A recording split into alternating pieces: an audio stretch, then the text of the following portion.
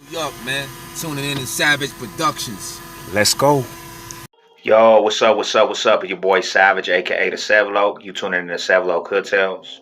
Like, comment, subscribe, share, hit the notification bell, and let's politic for all the real tribes, all sectors.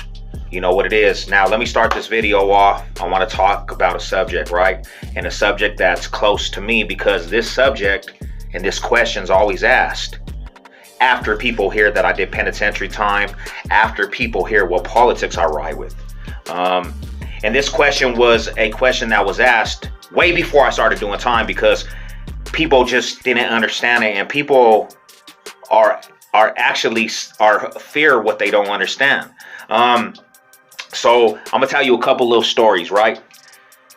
I work for a staffing company, and they send you out to all these job sites. They send you out to all these construction sites, and you meet new people. Well, I go to this new job site, and this is recent. You know, this is an aspect that happened in the last 2 months. I go to a construction site, this site, and I pull up with this other individual. Dang, that's bright, man.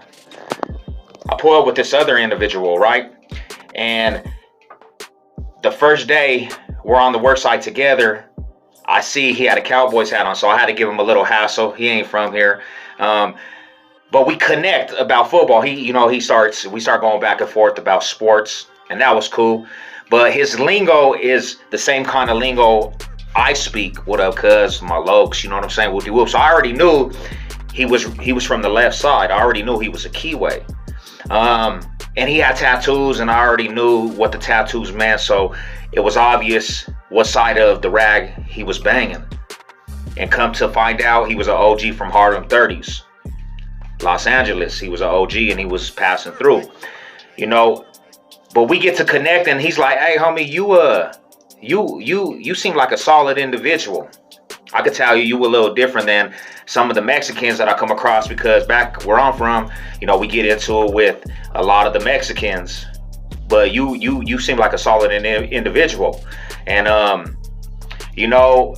And that's what it do. We connected. We just connected all the way. There's been times when we were on the construction site, we actually will spend days with each other working because it just passed the time, and it was making the days go fast, and we had conversation, and we kind of, you know, with me, I'm real educated about politics in different areas, different aspect, and he was like, "You're real educated about, you know, community revolution and progress, the lokes." So, you know, he automatically felt comfortable around me. So there was a situation one day, we're on the compound together, we're talking amongst each other, and then I see off in the distance some fool that was over there. He was not a part of my company, he was a part of the construction company. He was ear hustling what we was talking about. But when he was ear hustling, I caught him get like a little upset on how we were talking, because, you know, our normal lingo is like, "Yeah, cuz, what's up, Ryder?" You know what I'm saying? These fools, and, you know, chunking, we got the fade up, boom. He looks at me, he don't like that. He had something against it, and he looked only at me. So his energy really didn't like me. And I kind of looked at him, and I was like, "Hey, homie, what are you looking at, bro? You got a problem?" And he didn't expect me to actually trip like that. And he gets, I don't know if he got nervous, but he walked off. Maybe he just didn't want to have a confrontation, but he should have never been doing that. So the OG homie, he's like, "What happened? What happened with that, homie?" And I was like, "This fool, he must have been ear hustling. He got some kind of problem. So I'm gonna see what's up with him. So, you know what I'm saying? When he's alone, keep tech for me. I'm gonna press this fool." So about 10 minutes later, I hear him on the phone, and I'm kind of now ear hustling, because now I'm like sizing him up, because he really irritated. He got under my skin with how he looked at me, and I hear him talking to somebody, but he says the wrong word. He starts like gang banging with some other fool, like, "Yeah, dog, woo woo, blood." So I already knew now that's what he was actually looking at me, you know what I'm saying, about, because I'm Spanish, you know what I'm saying, you know, come from the Spanish descent. So he was just like, "Who's this fool?" So that fool goes into the corner room. I said, "Hey, keep tech." I went in, And as soon as I went in, he was over there like in the other room, and I walked up like, homie, where you from? And this fool just got like kind of spooked, and he's like, nah, bro, I'm about money. I'm not even on here about that. And I said, do you bang, fool? I was like, why you looking at me like that? And he's like, nah, it ain't even like that. And I was like, well, what's up? Let me see your tattoos. And he's like, hey, bro, I mess with the Parus. And then I was like, well, what's up? You want to fade, homie? You want the heads up? Because I'm about that, and I'm tripping. What's up? And he's like, nah, bro, I'm about. I said, don't look at me and don't come by me. So OG was outside. I walk out and he was like, you my rider, cuz. So he gained a lot of love and respect. So we, ever since that, we exchanged numbers and we're chopping it up. And, you know, we stayed communicated up. But in the meantime, he got real curious because he knew Savage was a rider. And he was just like, hey, you been to the penitentiary, you did a stretch. How did you survive in there? You know, being a Spanish low, because, you know, where I'm from, there is Spanish homies, and sometimes there's not really white homies, but there's Mexican homies. And they are from the turf, but when they get to the penitentiary, there's a target on their back and they go through a lot. And usually the only way they survive is if they really sticking fools and they put in work. Then they'll get their respect, but they have a target on their back. And it's crazy, bro, because before I went to the penitentiary, my uncles, when I was younger, all my cousins and his nephews, we all are from the neighborhood that we're from. So all of us are Crips. My uncle's a OG Mexican fool, and he rides with another neighborhood, and he could never understand it. And he, you know, he would always tell me, you know, when you go to the pen, you know, there's not a lot of you on the yard, so what are you going to do? You're probably going to drop your rag. And it made me mad and furious inside because he was disrespecting who I was inside. And then he would also say, you know, the Mexican bloods and the Chicano bloods are way deeper than any Chicano CRIP. And out here, to be truthful, there's a lot of Mexican fools that mess with the Cali politics because of the Park Hill food. So it's a little more easier for somebody to hit a yard and be a Mexican blood, be a Chicano blood, than a Chicano CRIP. And he was like, what if them fools trip? And when he said that to me, it put a rage in me where I honestly started not respecting anything my uncle had to say, because like he just didn't understand it. And whatever you don't understand, you fear, and you don't want to understand it.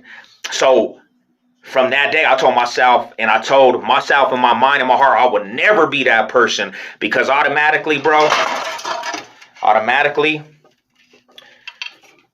I was in the streets, bro, putting in work for the turf, catching war wounds. I had dead homies, and I was already full-fledged, and I was taking on a lot of the baggage of my neighborhood, and our circle was super active. So at that point, it was CRIP or nothing. You know what I'm saying? If you ain't from the turf, you ain't no good. And I love CRIPing more than my mama. Community revolution and progress. And it was crazy, bro. I started having a wedge between even some of my family members that just didn't understand. And they were not willing to understand it. But you got to understand, too, my neighborhood that I'm from, born and raised, the block that I'm from, it's majority African Americans, the 5 Points area. And to be truthful, in the early 90s in my projects that we lived, 27 Arapahoe, them projects got flooded out with the keyways. They got flooded out with cripping.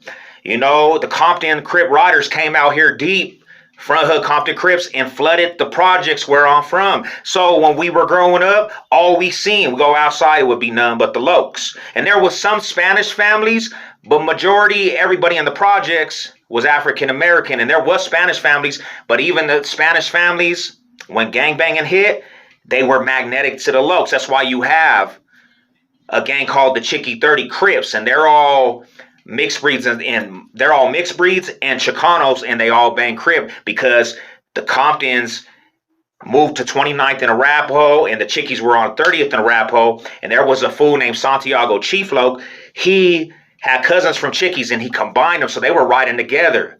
But like I said, most of the project fools, all magnetic to Crippin', all magnetic to Keyways. Then my older uncles, some of my older uncles and cousins, older OGs and my cousins, they were all involved with the Crips. So Of course, it's going to be a generational thing. You can't really blame me. I just, I went to what my environment was, and then doing that, when I started getting older into my prime, I started getting really, really activated and gaining enemies. And in my mind, this is what it is: loyalty to the. Oh my God! Oh, never mind. Loyalty to the block.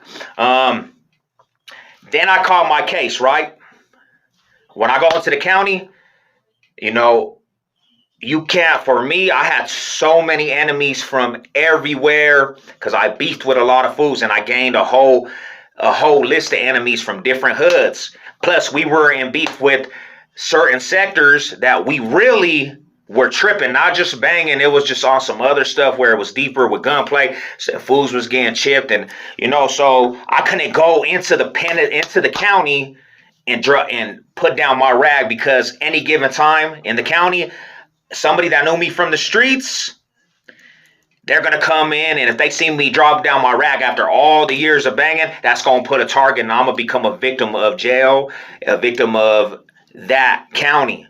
And it was crazy because I walked into the county and I'm shot up. You got to understand, I'm shot up. I just got hit previous to going to the county and caught a case. I got shot twice. So when I went in the county, there was already word from different fools and different enemigos from different sets.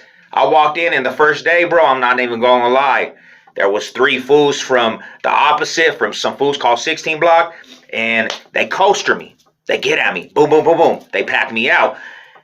Then I'm still banging though, bro. I didn't check out the unit, nothing. And I said, I'll fade with you every single day. I'm lumped up. And I just said, hey, man, I talked to the OG, and I stated who my uncles were. And the OG was like, oh, that's your uncle? Boom. So they allow me to get the fades, but I had to get fades back to back. While down the road, weeks down the road, I'm still in the unit. Couple of the red rags leave. There's only 2 red rags that were left in that unit. My homies from Compton CRIP Riders roll up to the county, right? My homie Little Tyrone Buckner, Too Sick, and this fool named Little Curb. They roll up. Too Sick was like, what's up, cuz? Are you good? He rode into the same unit. We got to be Sally's and everything. And I told him what was going on. He was like, no more of that stuff. We about to mash these fools. Up to the time I went to the penitentiary, we were coastering. There was one situation right before I left. The fool hits the unit, and I recognized, and I said, cuz. I said, hey, homie, lock down this fade session. As soon as you unpack your shit, get ready to fade. He tried to give me the scoop on he's going home to his kids, trying to get his life right. That doesn't matter in there. 2-6 said, get him. I packed him out. Boom, boom, boom. I beat him up. 2-6 coasted him. So we got at that fool. Well, the fools in the other unit heard about that. They said, because it was one of theirs, and even though he was saying he was gonna put down a rag, they just found disrespect that some lokes got at him. So the Bloods was sending kites like, when you hit the yard, you got fades coming. We already sent a word. So it is what it is. I go to the penitentiary, right? The first day I'm in the penitentiary, bro, I go to my unit 5, and I go unpack my stuff. And it ain't even the Bloods that hit me. It was actually the Southside fools. Dark Side, this fool Grumpy, and Lucky. They came in. They were like, hey, SA, where you from, homie? And I was like, yeah, the woo-doo-woo, I let them know. And they didn't agree with it. So off the top, the OG Grumpy, though, he knew the OG Loke. And he was like, he told the OG Loke, one of your homies just hit the yard, but we got to see what's going on. So the homie was like, he was trying to test me to see if I really was going to go in. And I was like, yeah, homie, I'll bang with you. I'll bang with you. I'll bang with you. And 3 in a row. The first fool, we kind of get it tied up. The second fool, I'm feeling like, you know what I'm saying? I could get in the penitentiary and chuck him. I tap him out. Boom, boom, boom, boom. They send the little fool. I knock him. Then, the Sureños, the homie, they call their little homies off. While the OG fool that had the keys for the Lokes, the East Siders, the OG homie Johnny, Big J Dog, he comes, he's like, you from the East Side? And then I was like, yeah, my family's woo-to-woo. He's like, oh, okay, I know your family. So automatically, them fools showed love. Automatically, they was a rider. He straight told me, he said, you gonna ride with the homies from the East Side, you win. But the thing about it is you're gonna have a target on your back, so you gotta get a blade. They gave me the blade, and I was ready to do what I had to do. Down the road, there was some lokes. you know what I'm saying, that didn't agree with it, didn't understand it. And I started getting into it with some of the homies, started getting into it with a lot of the lokes, fading out. But I was always on the front line, and I was always willing to do that. You know, there was times where the loke felt alone because, you know, I was walking the yard and I was putting it down for the revolution, but different cars do different things. And that's another thing is too, before I went to the penitentiary, I really wasn't about Crip on Crip beef. There's a lot of them in the penitentiary. I seen it firsthand. You know what I'm saying?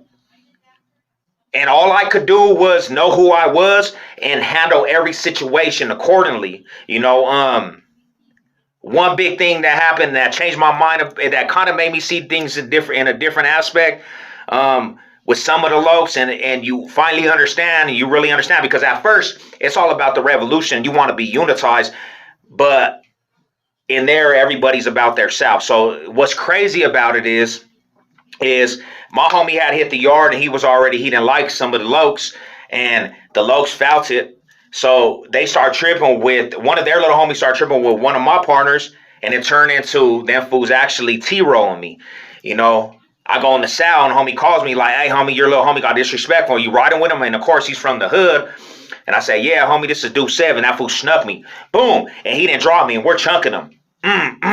And then his homie just hooked me from the side, and he folded me, and they started giving me the boots. And I went into survival mode. Some way I backed out of that and flipped out of that cell, and it went to the yard, and it turned into a riot. Now, I'm going to tell you like this, man. My whole stay was politicking, and it was very stressful because I always had to be more than aware of what was going on around me, because you never knew. I didn't even know, you know what I'm saying? At times, like I said, I felt alone on the yard, but I handled my business and we did what we had to do. I didn't need nobody to crib with me. But yeah, bro, it's wild. And that's kind of just surviving that. I did 7 years straight, level 4s all the way to the minimums, and surviving that, bro, thanking God, you know what I'm saying? I'm here to speak about it, my testimony. But I'll tell you like this, politicking, it was an everyday thing, and I had to handle everything front lined. And I had a lot of target on the back because fools, they just don't understand, and they will never agree with that. So, you know, I try to give advice. You better know what you're signing up for. And that's what it was. I had to know what I was signing up for. But you know what time it is, man. I'm going to holler at you. Let's get it. Salute.